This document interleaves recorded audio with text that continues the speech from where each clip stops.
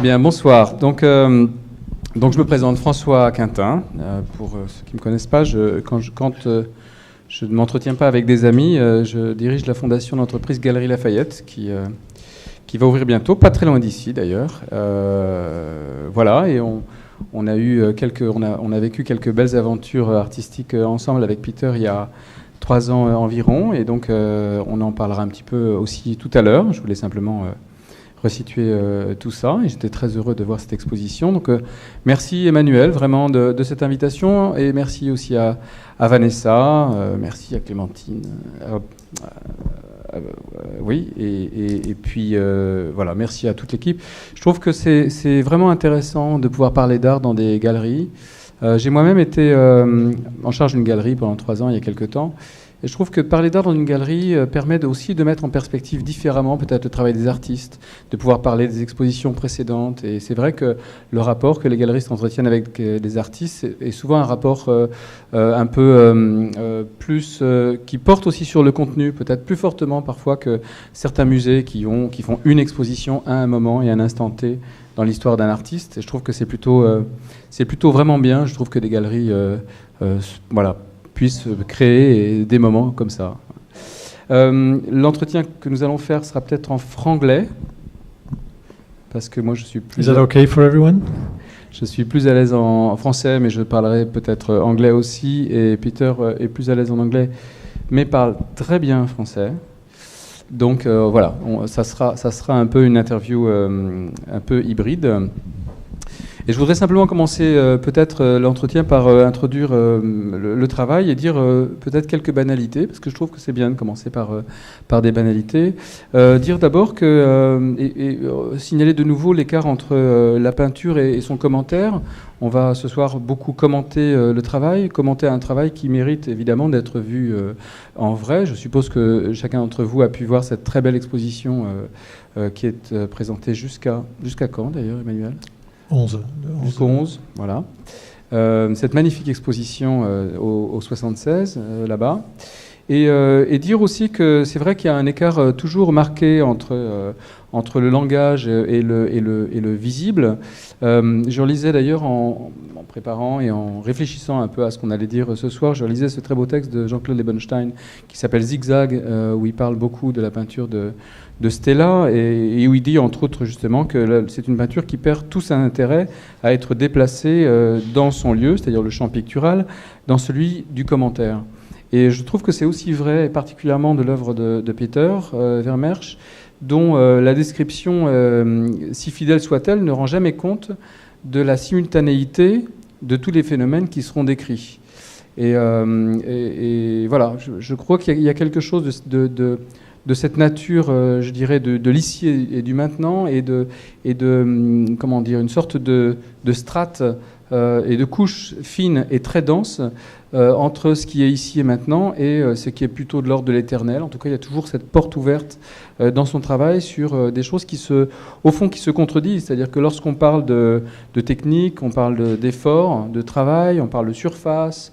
Lorsqu'on parle de référence, on va parler de tout ça, de lumière. Lorsqu'on parle du rapport de l'œuvre avec le réel ou avec la réalité dans son sens le plus large, on doit toujours garder en conscience que l'œuvre assume pleinement et totalement ses contradictions et ses tensions que le langage va forcément déstructurer, va forcément démembrer, va forcément analyser et par cela même aussi le désarticuler.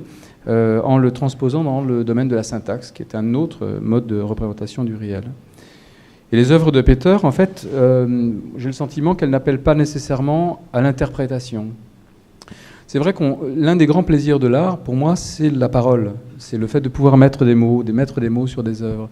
Et c'est vrai que ton travail suscite aussi cette parole de plein de façons, mais peut-être pas forcément d'une façon qui serait purement ou simplement interprétative. Ou en tout cas, si on est vraiment que dans l'interprétation, c'est très limitatif.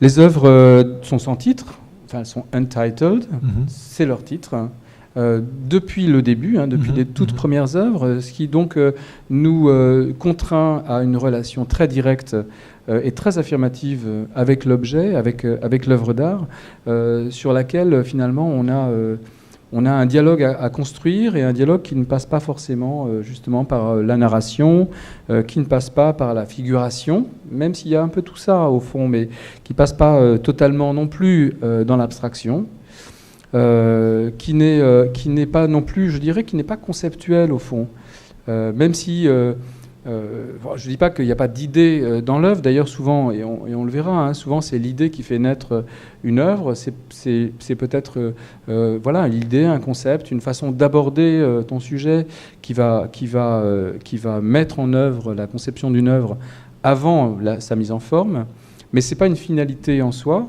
et l'énoncé des lois, des protocoles ou de la conception de l'œuvre ne satisfait jamais le regard sur tes peintures et sur tes œuvres. Voilà, donc d'une certaine façon, je dirais que ta peinture est une adresse à un entendement distrait, à une façon de comprendre le visible, mais qui ouvre toujours sur quelque chose qui est incommensurable, qui est au-delà de la mesure. Voilà. C'est une sorte de conscience instable entre le réel et l'éther. D'ailleurs, la première fois que j'ai vu ton travail, c'était une très jolie exposition qu'avait faite Lilou Vidal, ta charmante épouse, qui par ailleurs est une curatrice de haut vol et de haut niveau, qui à l'époque avait cette galerie Vidal Cuglietta, très intéressante. Elle avait réalisé une exposition qui s'appelait Le Prince des Rayons, très joli titre, dont le sujet était l'horizon. Essayer de penser l'horizon, la ligne d'horizon, mais peut-être autrement que comme une ligne, en tout cas autrement que dans sa seule horizontalité. C'était très joli parce que il y avait quelque chose de à la fois physique qui était de l'ordre du dessin, mais il y avait quelque chose aussi de très psychologique de la relation que nous entretenons avec peut-être notre équilibre, notre relation à la vie. Et là-bas, tu présentais une œuvre qui n'était pas une œuvre de ligne d'horizon. C'était simplement une sorte de monochrome bleu très complexe, comme tu sais faire, et qui permettait effectivement de faire un lien entre le ciel et la terre. Et je trouve que pour moi c'était une jolie façon d'aborder ton travail, parce que ce lien il a toujours été présent, il est toujours présent dans ton travail. Est-ce que tout de suite tu veux dire quelque chose sur un peu tout ce qu'on vient de se... No, it's maybe going ahead in the discussion, but it's this exhibition was actually the moment you discovered my work, and then the first time we worked together was actually also with Lafayette and the commission in Biarritz, and there was a moment, the starting point to develop this kind of commission was also due to a movie I saw, which was Le Rayon Vert. So it was like a kind of similarity or a kind of parallel. Which was also an horizon line. Yeah. We'll talk about it later. Yeah. Juste un petit mot biographique rapide. Tu es né à Courtrai en 73, en Belgique. Alors, je ne sais pas si tu as envie de parler de ça, mais tu es issu d'une très grande famille d'artistes. Enfin, il y a beaucoup d'artistes. Je pense qu'une réunion de famille est une réunion de haut vol critique, esthétique, je suppose. Il y a d'ailleurs un livre qui est très épais, qui est paru sur l'ensemble des productions. Et c'est vrai que quand on regarde un peu ce qui se fait autour, tu as un travail qui est particulièrement dans la sensibilité, dans une dimension qui est peut-être moins expressive que d'autres personnes de ta famille et qui certainement aussi a été pour toi une raison d'interroger et de questionner davantage des notions qui sont liées à la peinture, à l'histoire de la peinture et de la forme et aussi de la sculpture de plein des façons. L'une des premières œuvres qu'on connaît de toi, c'est cette œuvre qui s'appelle 8 Paintings de 99, qui en fait sont 8 peintures qui sont identiques. Est-ce qu'on peut dire qu'elles sont identiques ? Ils sont pas identiques, mais la perception, ils ont la perception. Dans la perception, c'est comme ils sont identiques, mais ils sont justement pas. Donc il y a c'est une œuvre que j'ai faite en 99. Et c'est une œuvre qui était conçue par l'idée que je voulais faire quelque chose d'identique chaque jour. Mais en faisant ça, évidemment, le contraire apparaît. Et Évidemment. donc ça c'était le duel. Donc c'est une sorte d'affirmation de la dimension unique d'une peinture et en même temps son rapport particulier avec la photographie, puisqu'on peut difficilement parler de l'histoire récente de la peinture sans faire un parallèle avec cet autre mode de fabrication de l'image, et on en parlera aussi, mais c'est cette relation à l'outil, à l'objet, à la surface même photographique, est quelque chose qui est récurrent aussi dans ton travail. Tu as commencé aussi avec des œuvres qu'on dirait in situ, ces œuvres que tu intitulais Work in Progress, donc qui étaient déjà un peu des sans-titres d'une certaine façon, sauf qu'on avait le sentiment effectivement de cette mouvement, cette motion comme ça, permanente. La première qui s'appelait comment déjà?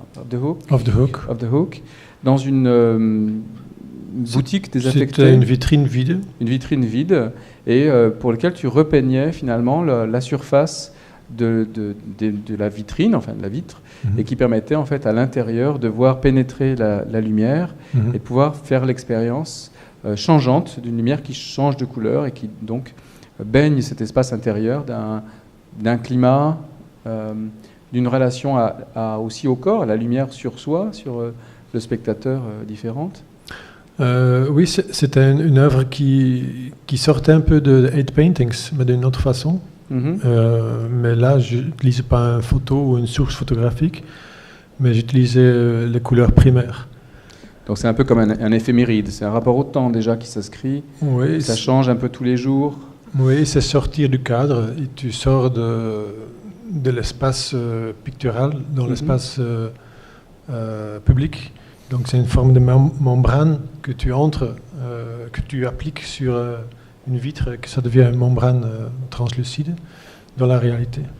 On n'a pas vraiment évoqué, on l'évoquera peut-être tout à l'heure, mais il y a une référence qui me vient tout de suite à l'esprit très fort. J'ai eu la chance de travailler avec un très grand artiste que j'aime beaucoup qui s'appelle Robert Irwin il y a quelques années, et Robert Irwin avait fait cette œuvre en 80 où il avait entièrement fait disparaître le mur de façade d'un espace qui était en fait son ancien atelier près de Venice Beach, à Market Street, et il avait remplacé cette façade par ces fameux tissus comme ça tendus dans lesquels on ne pouvait pas rentrer à l'intérieur, mais il y avait cette omniprésence d'un au-delà de la surface comme ça, et avec cette chose qui finalement transportait le visible dans une autre dimension, quoi.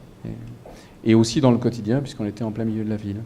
Ça, c'est une référence, par exemple, Bob Irwin, Lion Space, qui a été pour toi influente dans le début de ton travail? Pas directement, mais vraiment des autres gens qui ont travaillé dans ce domaine, et plutôt dans les gens, par exemple, je peux dire les gens minimalistes, qui m'intéressaient plutôt là, que c'est des gens qui ont commencé à utiliser l'espace et la forme dans l'espace sur une forme complètement différente façon. Et donc c'est plutôt dans ce sens et dans cette réduction aussi, dans cette période qui m'intéresse, mais aussi dans le sens qu'il y a certains gens qui ont déconstruit en fait l'autonomie de l'art abstrait par le déplacer dans un autre contexte. Alors justement, c'est le cas quand, en 2003, tu crées une œuvre qui s'appelle Untitled. Alors j'ai trouvé souvent ce titre, entre parenthèses, Speelhoven. Je ne sais pas ce que ça veut dire. Speelhoven, c'est le village, c'est le nom du village. C'est le nom du village. Ouais. Donc entre parenthèses, donc c'est peut-être la seule fois où... Non, c'est le nom de l'endroit. C'est le nom de l'endroit, donc ça ne fait pas partie du titre. Et non. Ouais, je me disais aussi. Qui est une œuvre assez remarquable et qui justement travaille cette relation entre la forme minimale et sa présence dans le réel, et particulièrement dans le paysage, puisqu'il s'agit en fait de panneaux de bois sur 100 mètres. Oui, c'est 100 mètres là-bas. De long, 100 mètres, dans un jaune comme ça, très vif, et qui viennent comme très précisément barrer, rayer un bouquet d'arbres. Oui, c'est dans ce sens-là que j'ai commencé à sortir on peut dire, la peinture fondamentale qui devenait pure couleur, pure forme aussi, par son objet, par son canvas. Et c'est le déplacement de ça dans les différents contextes publics, mais aussi spatial, mais aussi, par exemple, paysage, qui fait que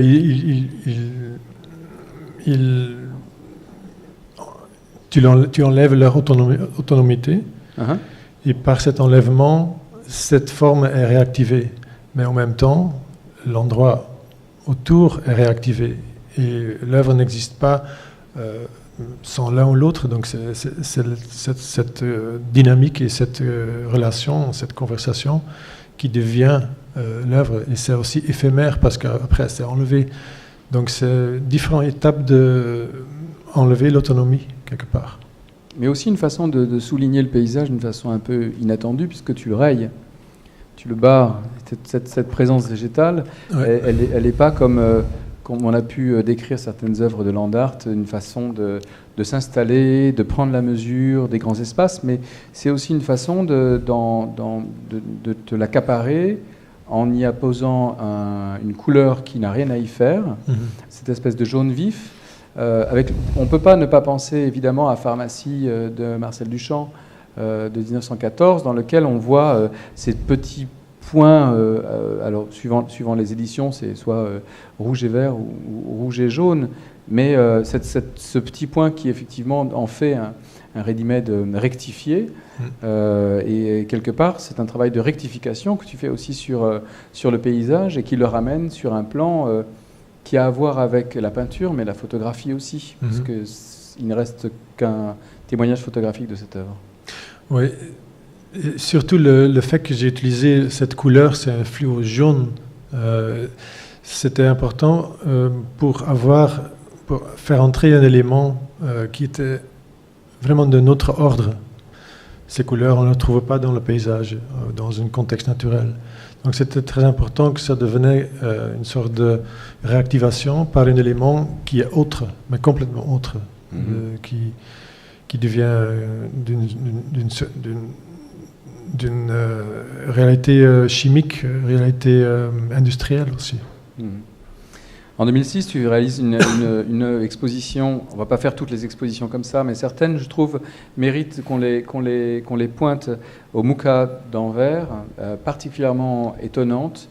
Il y a au MOOCA d'Anvers cette salle qui est ronde, comme ça, qui est parfaitement ronde, dans laquelle tu as fait ce travail de peinture qu'on va retrouver souvent, qu'on a retrouvé ici dans l'exposition qui a eu lieu il y a 3 ans, ce travail dans lequel tu vas simplement prendre acte des murs existants et tu vas travailler sur ces murs pour leur donner, alors on ne peut pas vraiment dire une narration, mais en tout cas une logique, une lecture chromatique, un dégradé d'une très grande précision et qui permet finalement, par le simple mouvement du corps, de se déplacer dans un climat et une densité chromatique différente.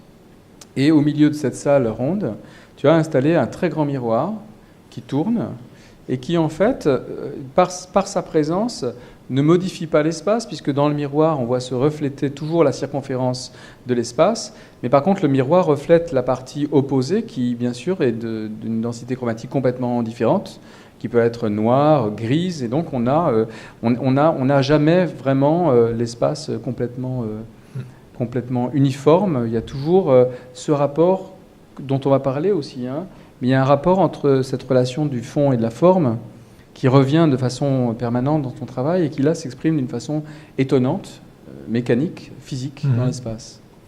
Oui, c'était une œuvre que je vois comme un collage permanent qui évolue dans le temps.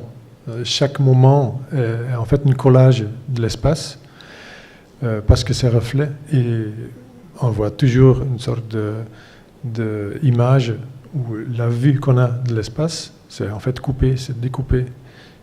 Et en permanence, il y a le collage. On ne voit jamais la totalité. Il y a toujours la moitié qu'on voit qui est encore découpée. Et en même temps, pour moi, c'était faire entrer une sorte de narration, mais une narration qui est objective. par une réflexion. Le miroir que j'ai fait entrer dans mes installations, c'était toujours une forme de faire entrer une narration, une sorte d'image, une sorte de représentation, mais qui est plutôt dans une zone objective. Justement, cette objectivité, quand tu fais l'exposition à la South London Gallery en 2009, prend tout d'un coup un ton, une allure assez spectaculaire, assez étonnante, avec cette salle qui est coupée en deux, on peut dire, où une partie de la salle laisse voir un dégradé qui va du vert au blanc, et une autre partie de la salle laisse voir un dégradé qui va du rouge au noir. Donc on est en fait devant deux oppositions, blanc, noir, vert, rouge, qui sont deux oppositions majeures, hein, qui sont vraiment les couleurs parfaitement et totalement complémentaires, ou en tout cas opposées l'une à l'autre. Et donc on a comme ça ces dégradés, avec en plus une intervention dans l'espace, avec le sol et... oui, en fait, l'intervention sur le sol, ça c'était par les interventions par les autres artistes. Donc c'était une forme de collaboration. Fixé directement sur le mur. Sur le mur. Sur ton œuvre. Sur mon œuvre. Et il y a aussi, en fait, oui, cette division, on peut dire, de l'espace par une murale qui est mirotée. Ce qui m'intéresse tout le temps dans cette chose, c'est une inversion de couleurs, c'est le négatif, on peut dire. C'est pas vraiment le miroir, mais il y a une sorte de réflexion aussi. C'est ce que j'utilise aussi beaucoup dans mes sources de photographie pour les peintures, qu'on va un peu plus analyser après. Mais là, pour moi, c'est tomber dans une forme d'inconnu. Si on inverse les couleurs d'une certaine source de photos, on tombe dans une image qu'on ne connaît pas. C'est un inconnu. C'est une forme d'espace vierge. Et c'est niveau-là, sur ce niveau-là que je m'intéresse à ça. Alors justement, tu parlais d'espace négatif. En 2010, je me souviens de cette exposition dont j'avais vu malheureusement que des images, j'ai pas pu la voir, chez la galerie Elisa Plateau, avec qui tu as travaillé longtemps, qui est en fait où tout ce travail qui t'a beaucoup fait connaître comme un artiste de comment dire, in situ, de mise en espace, d'intervention dans l'espace, etc. Là, t'as permis vraiment d'articuler un travail pictural de peinture. Bon, tu as eu plusieurs expositions avant, avec la galerie Project SD, par exemple, à Barcelone, et d'autres expositions de cette nature. Et ce qu'il y a de particulier avec l'exposition que tu as réalisée là-bas, c'est qu'il s'agissait en fait de ces ciels, enfin, je suppose que c'était des images de ciel en négatif, en tout cas, ça donnait ce sentiment-là. En tout cas, on avait le sentiment d'images négatives, en tout cas de ces couleurs de négatifs photographiques, qui étaient présentés, qui étaient comme ça très très beaux, et sur lequel tu avais juste mis une trace de doigt, rouge ou jaune. Là encore, on pense à pharmacie, on pense à ce côté comme ça, on vient juste appliquer comme ça sur le réel, et qui vient aussi, là pour le coup, jouer très fortement cette relation qu'on va retrouver partout dans ton travail, entre le fond et la forme, où le fond représente pour toi un travail important. Comment arriver à réaliser ce dégradé extrêmement complexe, où on est proche du monochrome, mais le presque fait toute la différence, et te demande énormément de travail, de mise en œuvre, de compréhension, de couleurs, on en parlera aussi tout à l'heure, tous ces enjeux-là. Et tu vas dans un geste qui... Alors, c'est pas un geste sacrificiel, mais c'est un geste qui est mesuré en relation de tout ce travail. Tu vas simplement laisser une trace de doigt dessus. Oui, c'est une forme de activation. C'est une forme de amener l'image qui est si manipulée de la source originale par le négatif, etc. Il n'y a pas de différence spatiale, etc. Donc ça devient très éphémère, une image très éphémère. Une image qui est plutôt dans le sens au-delà, et et c'est une sorte de contrepoint, une sorte de réaction, une sorte de réponse pour amener cette image de nouveau à un moment ou un état ici et maintenant. Donc c'est ça qui... Et d'ailleurs aussi dans l'expo, c'est vraiment beaucoup de choses se passent dans cette perspective. Et on en parlera, mais c'est vrai que cette relation à l'ici et maintenant, elle est un peu, j'allais dire, un peu inversée. C'est-à-dire que dans la peinture classique et dans l'art du portrait, par exemple, on va considérer que l'ici et maintenant, c'est la personne qui pose, la personne ou l'objet qui pose, sur lequel va se concentrer toute l'attention du peintre, et pour lequel l'environnement sera ce qui va magnifier la présence même du personnage, du sujet, de l'objet. Et ici, en fait, le sujet, finalement, on ne sait pas trop ce que c'est. Il y a une espèce de déséquilibre, et la radicalité de ce geste, qui pourrait être raté d'ailleurs, hein. Tu pourrais faire une trace qui ne te convient pas, et donc c'est des heures de travail qui se trouvent tout d'un coup sacrifiée. Et la radicalité de ce geste inverse totalement la relation entre le fond et la forme. Et quel est le sujet véritable ? C'est en fait l'intérêt depuis plusieurs années, il y a de plus en plus un intérêt de vraiment amener ces images que j'ai développées depuis des années aussi à une autre expérience, c'est-à-dire une expérience qui a une autre forme de physique. Avant, évidemment, tout est physique, même l'éphémère est physique. Et la perception, mais là, c'est la perception qui est différente. Et donc, je voulais vraiment ajouter un élément où la perception devenait plus physique. Et je voulais faire venir aussi une trace. Donc, ça venir, c'est des traces physiques, c'est des traces très primaires. C'est aussi des moments, c'est presque un moment. C'est pas des milliers de moments qui sont plutôt dans l'image éphémère, où il y a plus de moments en soi, mais aussi le moment effectif. Et vraiment, surtout dans les petites photos avec les taches de prints, de fingerprints. For example, there it's really much about bringing back the notion of photography of the click again. So the image is completely washed out of let's say, the narrative time. Mm-hmm. It's more a time-space thing, which is more abstract. Maybe we should describe more about those images here that we're seeing. It's more about, because there's something which is... je vais reparler en français. Il y a quelque chose d'assez fort dans ton travail qui est lié avec la mesure de l'effort, que je trouve particulier dans beaucoup d'œuvres.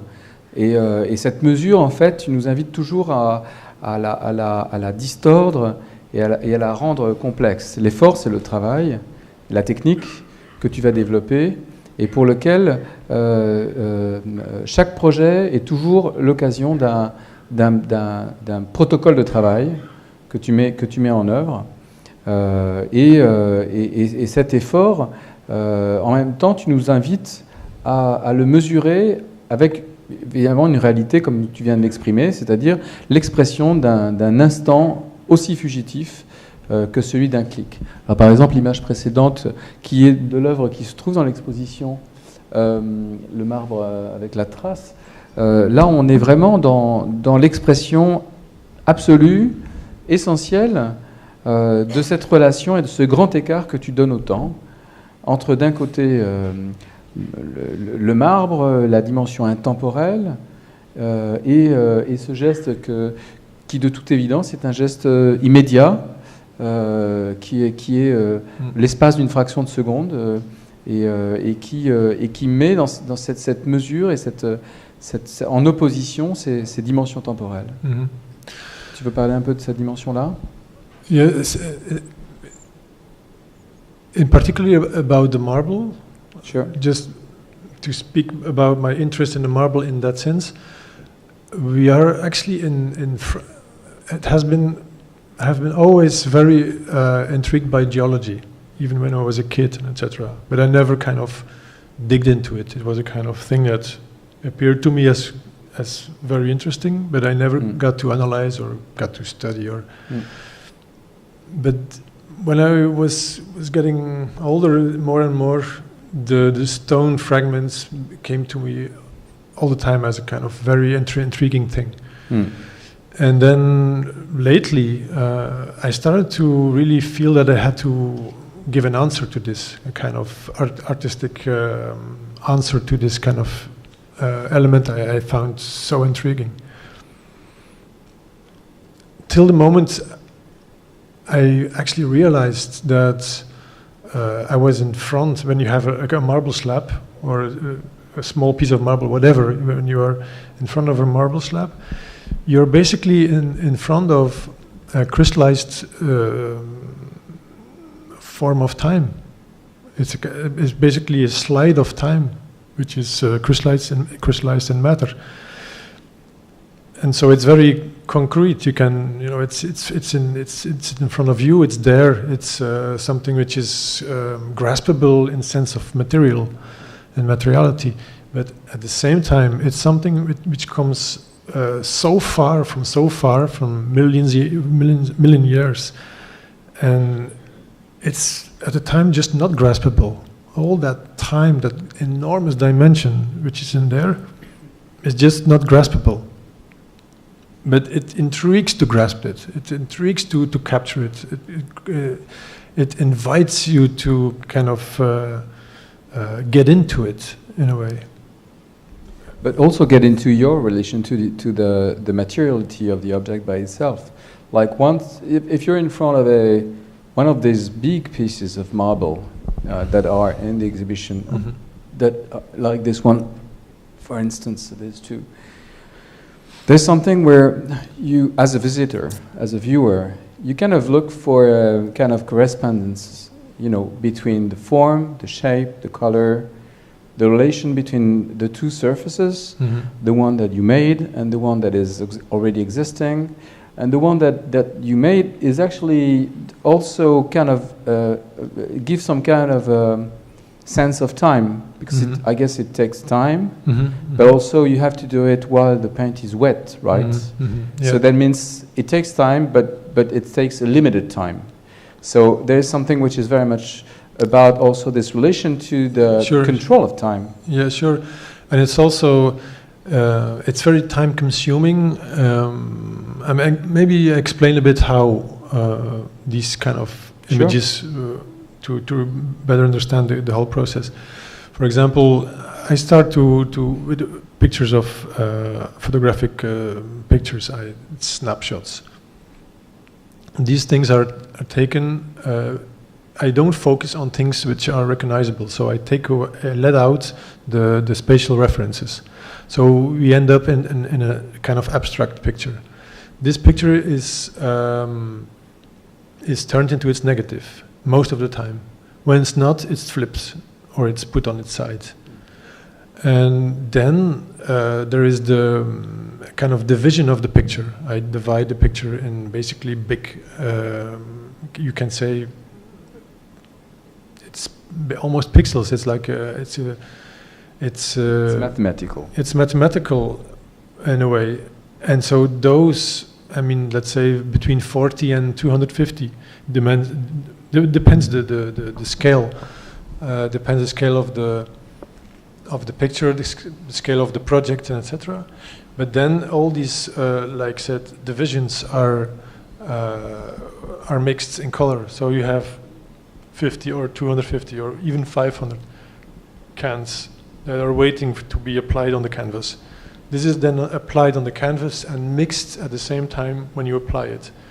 And that's why I have to do it in one take, because the fact that when you mix everything, once you start, you have to finish the image. Otherwise, next day it's too dry, it's sticky, it's just not possible anymore. So all that time is then at the end kind of fade away because I take away my trace. So all the labor, which is in is just not, visible. Is not visible. And that's the similarity with marble. We have this enormous depth of time, but we can't see it anymore. We can't grasp it. We see just some particles of it. We see some accidents, fragments of that time. But we have no capacity to fully understand it. And that's a similarity with the labor in my work and in relation with time. On the back right now we're seeing this little film that has been made for the show you did in Barcelona at Blue Project. And it's a very interesting film that has been filmed there, because you can see really all the different moments of the making of this work, where you can see all the shaping of the colors, the relationship also with how you make your own color, how you, I mean, like for instance, it is something like mathematical in the way you mix the colors, like is there like a certain percentage of one color or the other, and you make your colors in advance. We can see that like all the pots are placed at the exact place where you're supposed to paint. So it's very... It's very precise, and it's very analytical. But it's not... of course, it's mathematical in a sense, but it's not with percentages. It's because it's all by the eye. So it's all by the eye. But what I have in front of me as a guide is my sketch. I make a small sketch of what the wall painting should be. And this sketch is divided in lines. And each line has a number. And so I mix, and then I put some paint dots on the number. It has to match the color, which is grading. And can you change your mind, like in the process? Do you have the ability to say, oh, I want this color to go more into that thing, or is it like you really stick to the protocol you design? Yeah, you make the design. It's the idea of the installation, but then when you come into the space, then you adapt sometimes. Because sometimes there is a condition which it should work when the gradient goes a little bit slower, or a little bit faster, or a little bit darker, or a little bit lighter. So these are things that are sometimes adapted. But something more about maybe about this kind of very rigor technical thing. For me, it's also this thing of division, or its image, or its the gradient, which is divided in, like, let's say 50 or 100 or 200 kind of colors. For me, it has a parallel with division of time in society. But then, I would say the division of time in becomes narrative. For example, society is organized by the fact we divide time. And that came because it was already divided by certain elements of nature, which is day, night, etc. But then we further divide it by technology. And actually, this kind of division in the technique of producing a painting or a wall painting, I see this as a parallel. It's actually a kind of abstract time-space kind of image, which is divided in something more narrative, but it stays abstract because time always stays abstract. But it becomes more narrative somehow.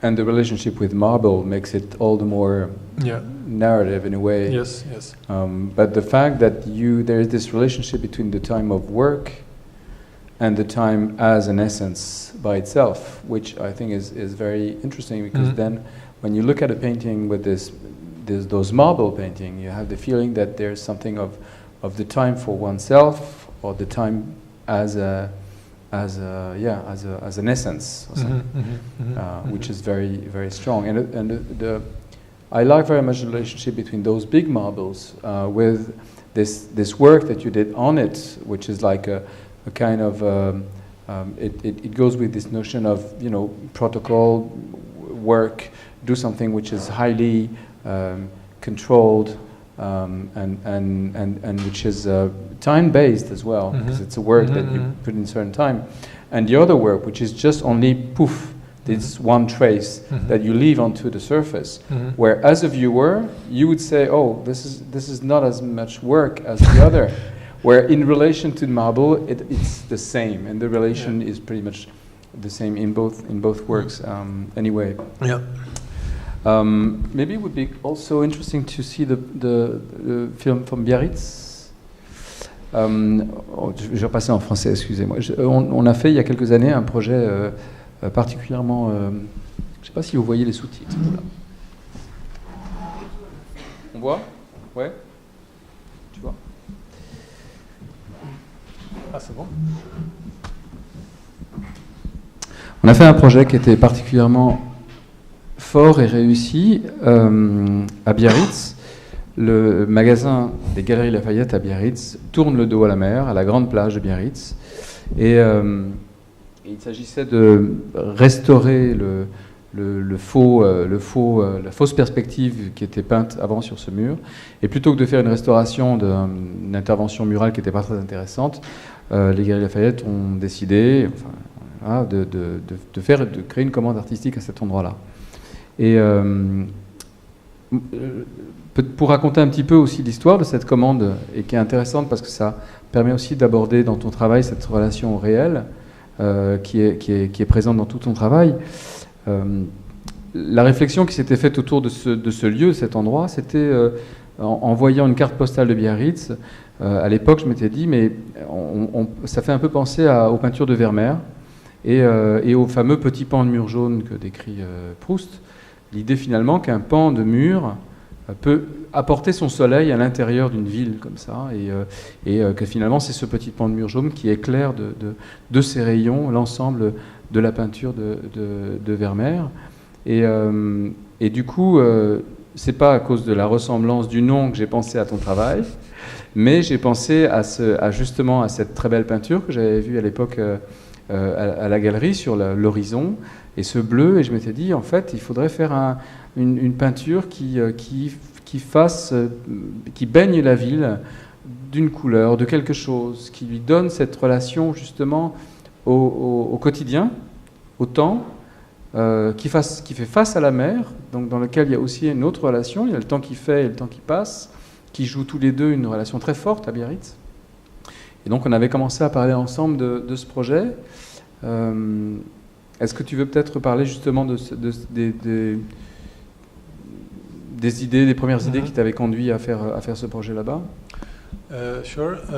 Well, the first time when you talked about this commission, immediately when I was not immediately, but when I visited the first time Biarritz itself, I just remembered that I saw a movie about Éric Rohmer, Le Rayon Vert, and it's basically film like I mean the station, the railway station, and is there in the film at the moment, and also it's along these beaches and other villages that actually the whole movie is rolling. And then I remembered that at the end of Le Rayon Vert, there's that moment of the couple which is in front of the sea and at sunset, and then suddenly they see the green ray. What is the green ray? It's basically a kind of phenomenon where at sunset, when the sun just goes away and disappears, that the rim of the sun for 1 or 2 seconds or maybe less turns into a green ray, right. Or it's just a dot or it's even in some cases it's a ray. And so I thought when I saw I made a connection with the blind wall, which was. I said maybe it would be good to have a kind of appearance, which is also kind of ephemeral in that very concrete cityscape. And actually that was the starting point, the rayon vert. And then I started to find an image which is related to also, let's say, the romantic angle of Biarritz. Mm-hmm. And I took an image of a sunset, and I flipped it. It's on its side, and to make it it's not the image of the sunset itself who is something which is interesting to me, but it's the way, if you flip it, it's the way that it becomes more metaphysical somehow and more ephemeral, and the connection of the reality is a bit is tackled. And so I wanted to have this kind of appearance in that cityscape, something which becomes immaterial, which is just suddenly there. Yeah. Something you don't go to look at, but you just, in a way, what is this? Yeah. Is it something? It's something that is an address to your forced curiosity in a way. Mm-hmm. Like if you see it for the second time, then you're trapped. Yes. And I think it has something to do with this particular relation of being at some point. Like there's something kind of existential with a lot of your works, not only this one, which is like this relation of once you take in consideration your relationship to the thing you see, which is actually true to any kind of work of art, but it's particularly true with yours. Once you draw up this relationship, then it kind of triggers something in your relationship to the scale in which you are. Like here, you're in front of the sea, you're in the middle of a city, you're in your everyday life, you go surfing, you go to the casino or whatever, and then you see this thing which is so bizarre because it looks like a Photoshop image, but which is applied onto a real actual wall, and it's very present and very physical in the city. Yeah. And interesting thing is that this wall has become some kind of a subject for a lot of school of photography that go there and make some kind of contest, and make a lot of pictures of this wall as a test, a work, as a subject. Yeah. A subject matter, right? Yeah. Right. Yeah, and this is also a work where you can't say or can't.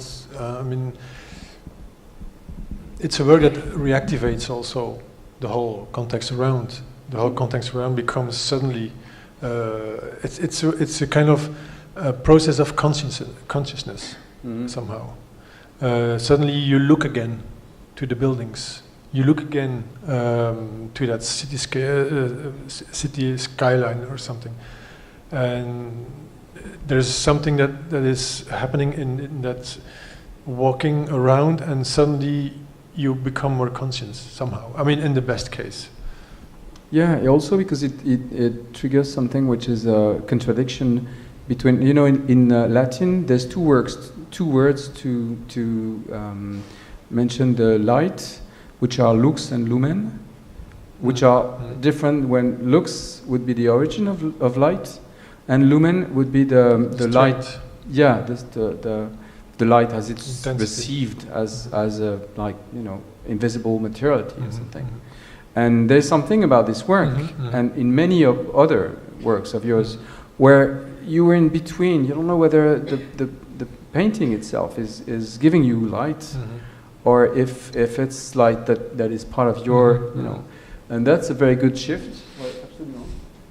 That's a very good shift, and this relationship, I like very much this relationship you draw up with reality, with the notion of reality that you always question in this bizarre relationship, like what is art today, what is art for us, what is our relationship to art, how can we measure ourselves to the scales of art, whether it's time, whether it's light, whether it's identity, whether it's many things, and whether it's also linked to practical everyday thing.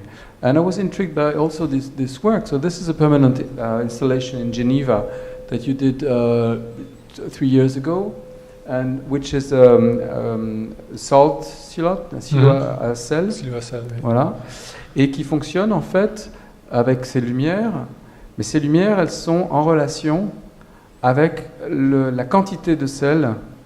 Donc en même temps on est dans quelque chose qui est tout à fait irréel, qui s'adresse à la ville, qui fait un signe très fort, qui est un signe abstrait, ça, et en même temps qui a une raison d'être qui est tout à fait en lien et enclin avec une réalité très concrète de l'activité professionnelle de cette partie de la ville. Yeah, the first thing I wanted to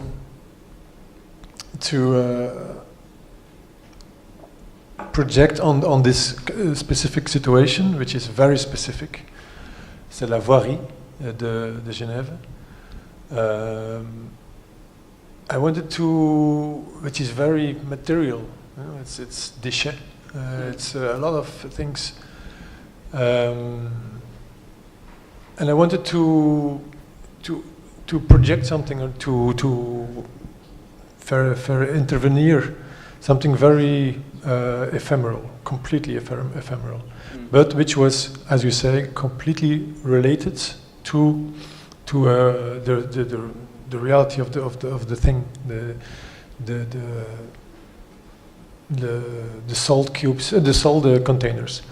So actually, this is a building which is translucent, and the containers, there are 4 containers inside, and every container has like a gate underneath, and so the vans go through, and then the salt is there. You can see the containers, the triangles you see. Yeah, that's the form of the container. So every van goes under, and then the salt is left into the van, right? And the van is filled, and the relation with the salt is that the intensity of the light is parallel to the quantity of the salt, so it fluctuates all the time in winter. So it's something which is very active and dynamic in wintertime, and it's something which is sleeping, literally sleeping. So actually it's something very ephemeral and abstract, which is activated by a lot of very particular things. For example, in summer, the light goes up and down as a kind of flow of somebody who is in deep sleep. It follows like the breath of somebody who is in deep sleep. And for example, the color also, because I wanted to relate color to the salt, but salt is white for us. And then I searched for a lot of things in the process of salt making, and there you find a lot of lakes in salt making. And one of the things that you have in those lakes is that they become orange, purple, pink. The moment that they become very, very salty, when the water becomes very, very salty, there is a microscopic kind of shrimp we can't see developing in the super salty water, and the saltier it gets, the more pink it becomes. And so you have a lot of different color shades, ranges of those colors. And so I analyzed these things, and I came up with the blue, the pink, and the orange, and then the white, of course. But so everything in that piece, which looks very abstract, has its source in a very particular element of reality. Yeah, that's very fascinating, this notion, the fact that it's really anchored in contemporary today reality, even though it projects into very...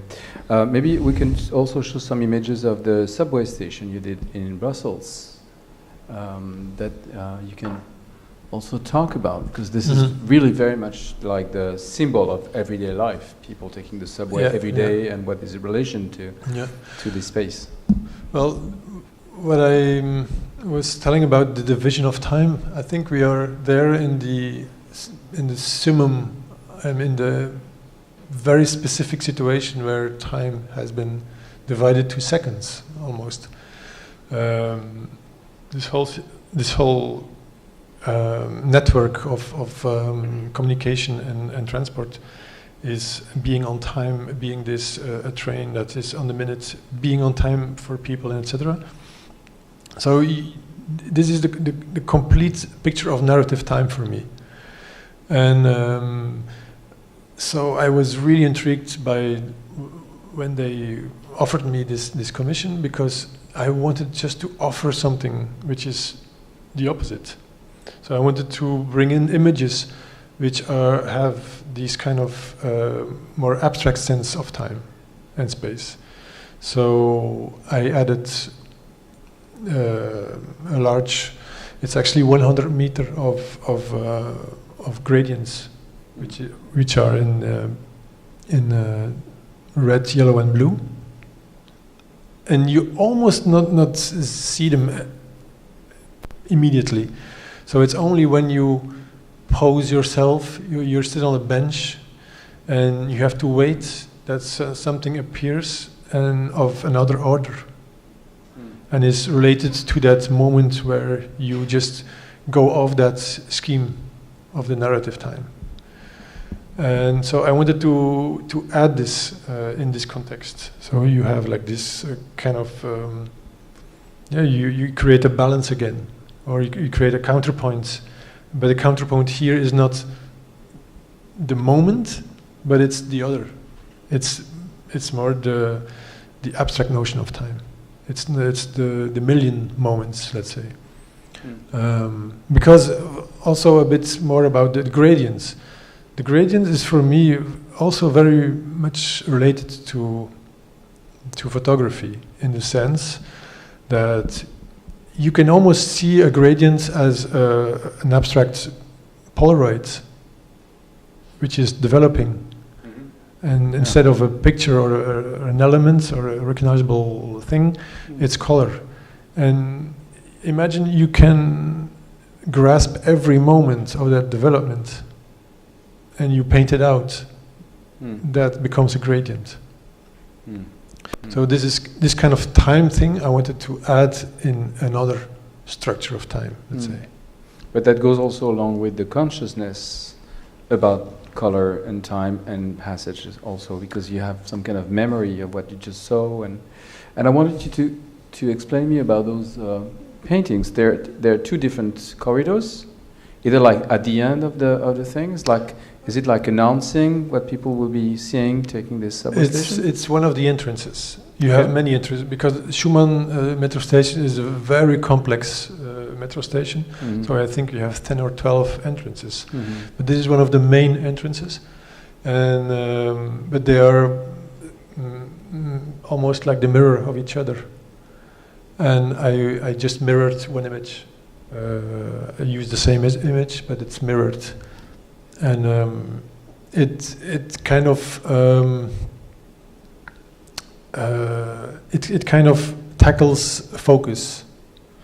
It kind of makes you it disorientates, because some people paint it's the same, but it's not. But they don't even see it. They don't see it immediately. So it's tackling. It's disorientating the moments, basically. Ça fait presque une heure que nous discutons. Même voilà. Je voulais peut-être terminer par cette citation d'Itor Ostrad, qui a écrit beaucoup sur ton travail, et qui termine un de ses textes en parlant justement de tes pièces en marbre. Et en parlant du marbre, en le caractérisant comme une beauté non négociable et irrépressible de la pierre. Ce que je trouve assez j'aime beaucoup surtout la notion de non négociable. Après, irrépressible, lui, en anglais, utilise le mot mortifying beauty, which which is more like c'est plus fort que irrépressible. Il y a quelque chose d'une dimension aussi voilà, très radicale et très forte. Et j'aime beaucoup cette idée que finalement, le ciel, le marbre, tu entretiens avec ces choses-là un rapport non négociable. C'est-à-dire que tu te confrontes à cette réalité avec laquelle voilà, des peintres peuvent peindre un coucher de soleil.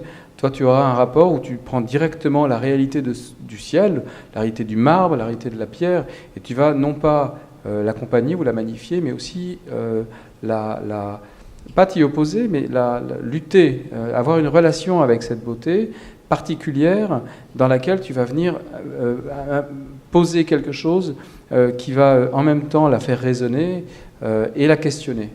Et pour finir, je voulais juste te poser une question très, très, très compliquée, finalement, d'une certaine façon, ou très simple. C'est le rapport que tu entretiens avec la beauté, de façon générale. Ah oui, c'est très complexe. Je suis désolé. I think it's never a question as such in me as an artist. It's never a question as such. But we all know that this is the final point. That this is the most important, strong, and this is maybe the most kind of universal. And I think that beauty has been misunderstood in different ways, because I think there is so many. There's basically beauty in everything, and so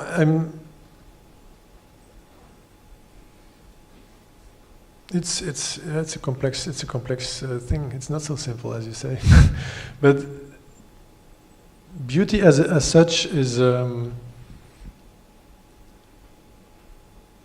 maybe something like marble. It's something so deep, so ungraspable.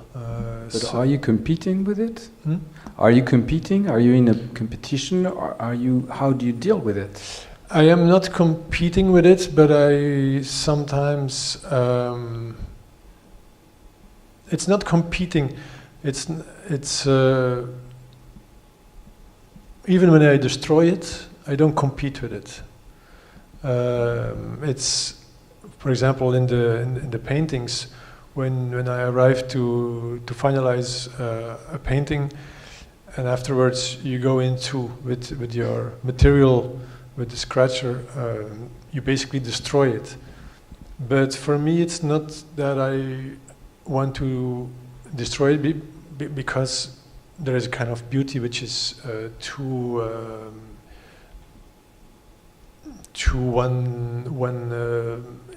in one level. But it's basically because I feel a necessity to balance it, and I don't see it as competing with it, but it's more having a relation with two things. It's a relation with the fact that you exist, and the fact that you have created something that is not existing before.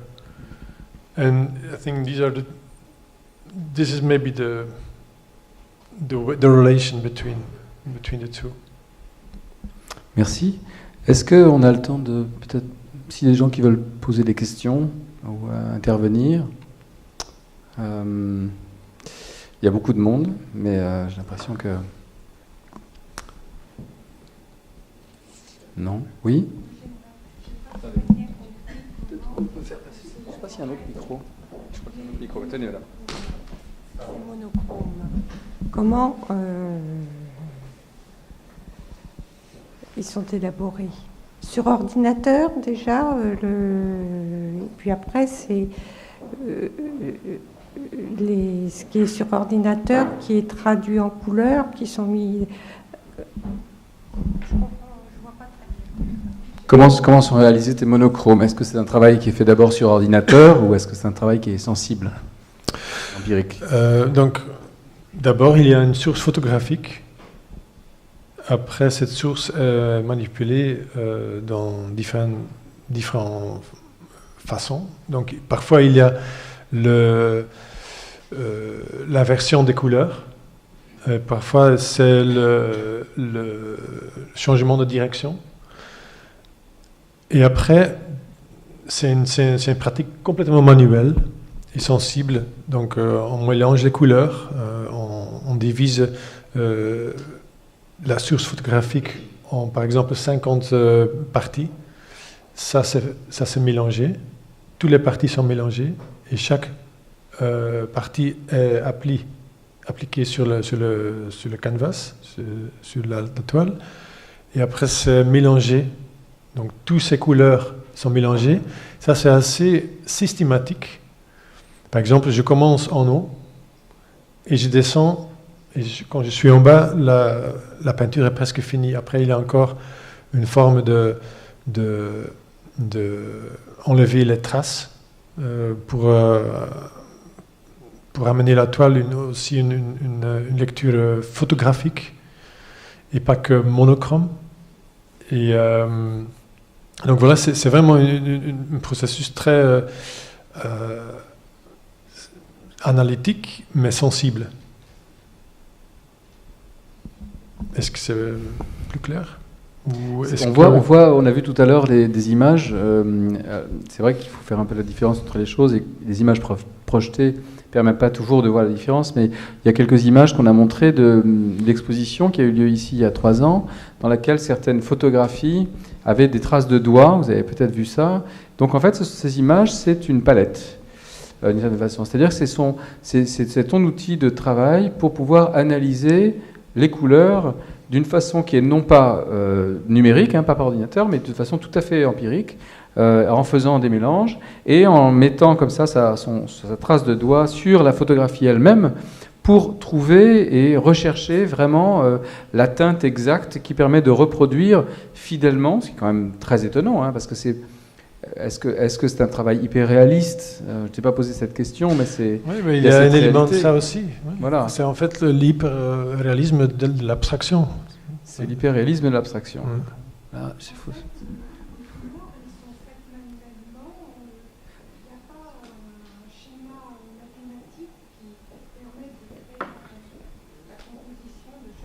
Alors, je répète votre question parce que vous n'avez pas entendu. Est-ce qu'il n'y a pas un schéma mathématique qui permet de créer la composition de chacune de ces couleurs? Est-ce que ces couleurs sont faites manuellement?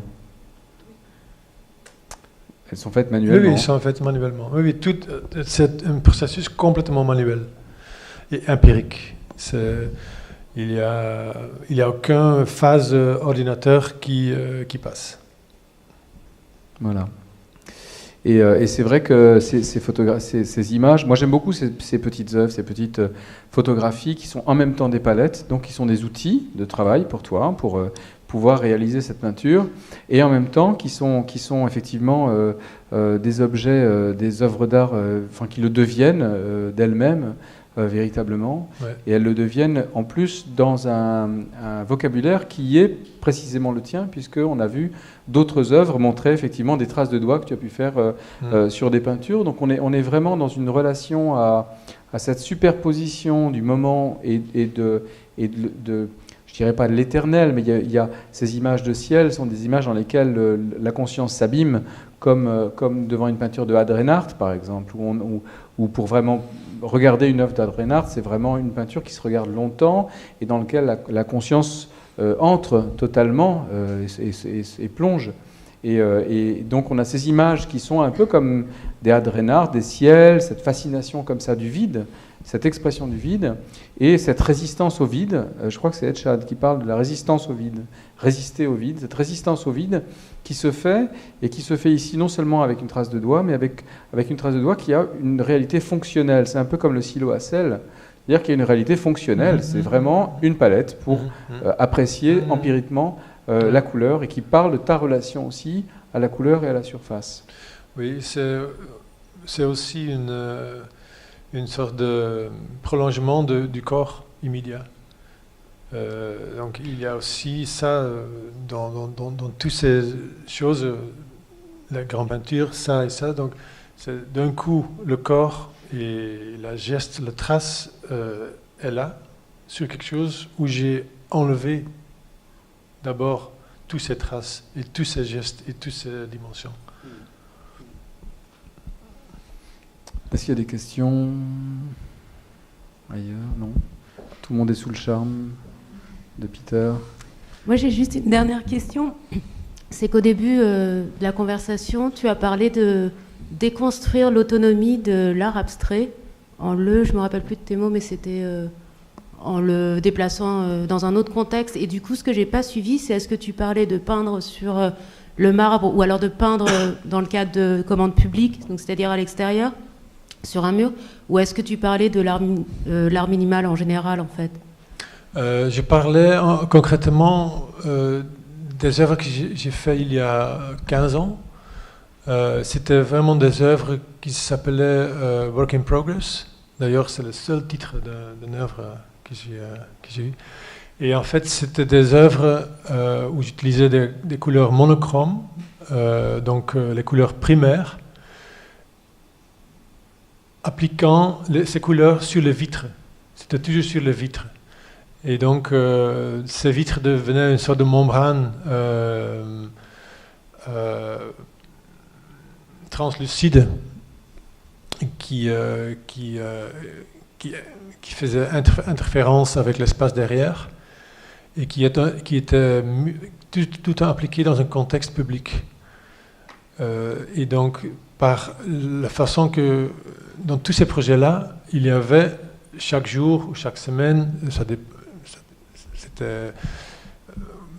parfois c'était chaque jour pendant un mois que je changeais les couleurs, donc je lavais les vitres de nouveau et j'appliquais une autre couleur, et donc les couleurs changeaient tout le temps. Donc c'était une sorte de processus pictural qui enlevait aussi le fait que cette, on va dire, composition restait, donc c'était aussi éphémère. Le choix de quelque chose ou la combinaison d'un jour était éphémère parce que le jour suivant c'était quelque chose de différent.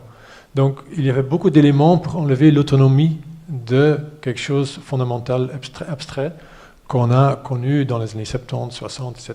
et même avant. Donc c'était spécifiquement j'ai parlé spécifiquement de cette œuvre.